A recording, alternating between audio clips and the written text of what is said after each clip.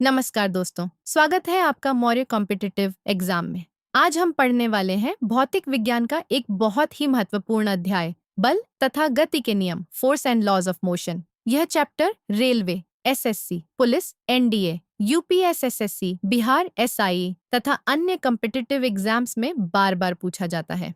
इसलिए वीडियो को अंत तक जरूर देखिए क्योंकि आज हम इस पूरे चैप्टर को आसान भाषा में समझेंगे। तो चलिए शुरुआत करते हैं। सबसे पहले समझते हैं आखिर बल यानी फोर्स क्या होता है। स्लाइड 1। बल, फोर्स। दोस्तों, बल यानी फोर्स किसी वस्तु पर लगाया गया धक्का, पुश या खींचाव, पुल होता है। जब हम किसी वस्तु को धक्का देते हैं या खींचते हैं तब उस पर बल लगता है। बल किसी वस्तु की स्थिति, गति या दिशा को बदल सकता है। यानी अगर कोई वस्तु रुकी हुई है तो बल उसे चला सकता है और यदि कोई वस्तु चल रही है तो बल उसे रोक भी सकता है। Important points. फोर्स बराबर पुश और पुल। वस्तु की गति या स्थिति बदल सकता है, दिशा बदल सकता है। एग्जाम्पल्स: फुटबॉल को किक मारना, दरवाजा खोलना, गाड़ी को धक्का देना। अब सवाल आता है कि हर वस्तु आसानी से अपनी स्थिति क्यों नहीं बदलती। इसके पीछे एक खास गुण होता है जिसे कहते हैं जड़त्व, इनर्शिया। स्लाइड 2। जड़त्व के प्रकार, नरेशन। जड़त्व यानी किसी वस्तु का वह गुण जिसके कारण वह अपनी वर्तमान अवस्था को बदलने का विरोध करती है। जड़त्व 3 प्रकार का होता है।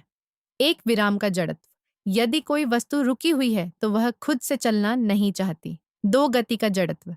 यदि कोई वस्तु चल रही है तो वह खुद से रुकना नहीं चाहती। 3, दिशा का जड़त्व। चलती वस्तु अपनी दिशा बदलने का विरोध करती है। Important points.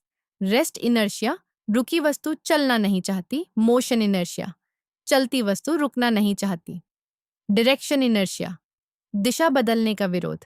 अब जड़त्व को और अच्छे से समझने के लिए चलते हैं न्यूटन के पहले नियम की ओर। स्लाइड 3। न्यूटन का प्रथम नियम, लॉ ऑफ इनर्शिया।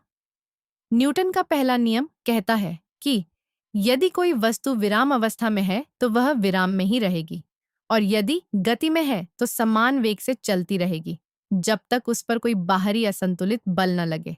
यानी किसी वस्तु की अवस्था बदलने के लिए एक्सटर्नल अनबैलेंस्ड फोर्स जरूरी है। Important points. फर्स्ट लॉ बराबर लॉ ऑफ इनर्शिया, बाहरी असंतुलित बल जरूरी बिना फोर्स अवस्था नहीं बदलती। Exam trick. कंपेटिटिव एग्जाम्स में पूछा जाता है कि न्यूटन का प्रथम नियम किसका नियम कहलाता है। उत्तर, जड़त्व का नियम। अब समझते हैं संवेग यानी मोमेंटम और उसके संरक्षण का नियम। स्लाइड 4। संवेग संरक्षण का नियम। संवेग संरक्षण का नियम कहता है कि अक्षय यदि किसी सिस्टम पर कोई बाहरी बल नहीं लगता तो उसका कुल संवेग हमेशा स्थिर, कंस्टेंट रहता है। यानी टक्कर से पहले और बाद का कुल मोमेंटम समान रहता है। Important points. No external force, momentum constant. Before collision बराबर आफ्टर कॉलिजन। Formula concept. इसे सरल भाषा में कहें तो कुल संवेग हमेशा सुरक्षित रहता है, लेकिन जब बाहरी बल लगता है तब क्या होता है, इसे समझते हैं असंतुलित बल से। स्लाइड 5। असंतुलित बल, अनबैलेंस्ड फोर्स। जब किसी वस्तु पर लगने वाले सभी बलों का योग शून्य नहीं होता तब उसे असंतुलित बल कहते हैं। ऐसी स्थिति में वस्तु की गति, दिशा या वेग बदल सकता है। जैसे फुटबॉल को किक मारना, पहले गेंद रुकी हुई थी लेकिन बल लगते ही चलने लगी। नेट फोर्स शून्य के बराबर नहीं है, मोशन चेंज होती है, एक्सेलरेशन उत्पन्न होता है। अब देखते हैं न्यूटन के पहले नियम के कुछ रियल लाइफ एग्जाम्पल्स। स्लाइड 6।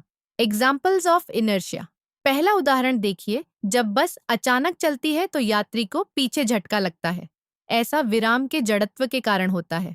दूसरा उदाहरण, कालीन झाड़ने पर धूल बाहर निकल जाती है क्योंकि धूल अपनी अवस्था बदलने का विरोध करती है।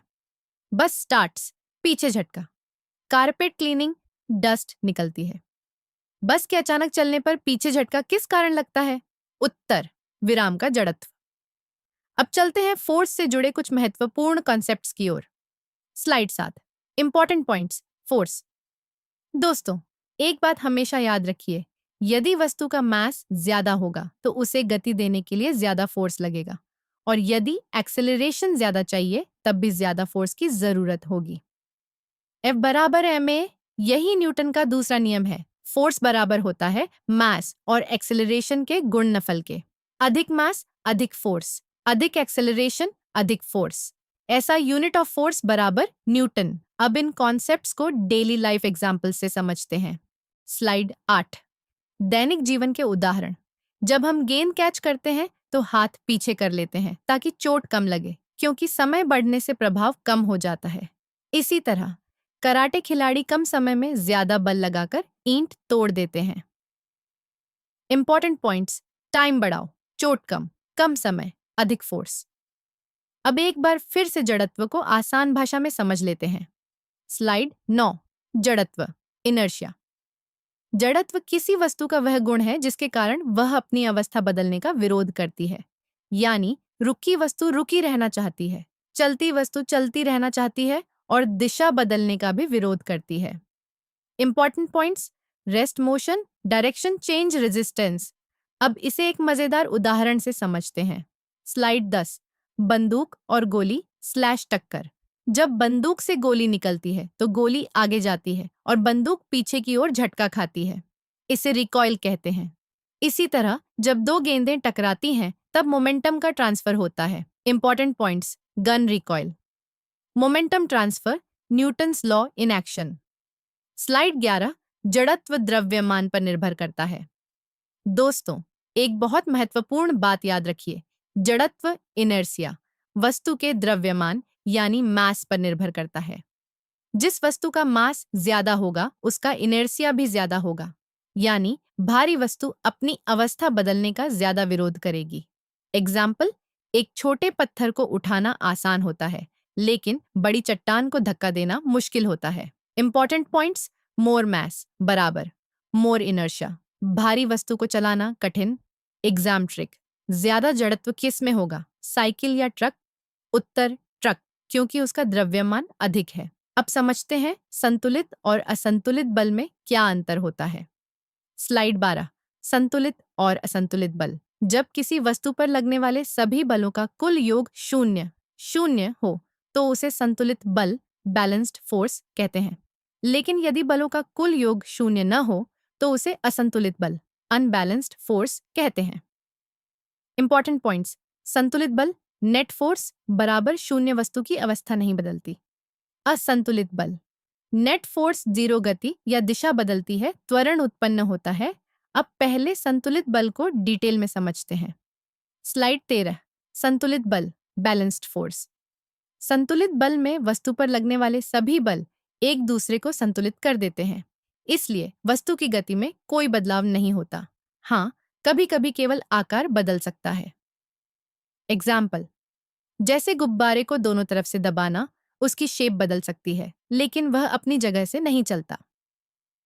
Important points. नेट फोर्स बराबर शून्य, मोशन नहीं बदलती, केवल शेप बदल सकती है। एग्जाम क्वेश्चन, बैलेंस्ड फोर्स में नेट फोर्स कितना होता है?